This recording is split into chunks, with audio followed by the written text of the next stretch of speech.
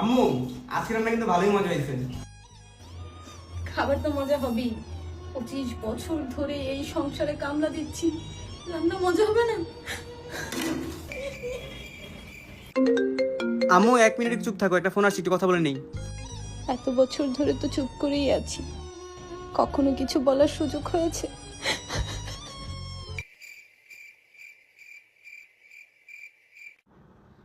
আম্মু তুমি বাজারে গেছিলা, বললাও তো না। মাফ করে দিবেন ছোট সাহেব, বলে যেতে ভুলে গিয়েছিলাম।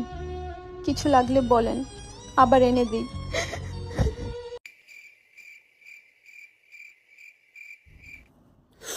উফ আম্মু, আজকে খেলতে খেলতে পাটা একদম ব্যথা হয়ে গেছে। আসেন ছোট সাহেব, আপনার পাটা টিপে দিই। আপনার পা, আপনার বাবার পা, আপনার বাবার মার পা টিপার জন্যই তো আমি এই সংসারে এসেছি।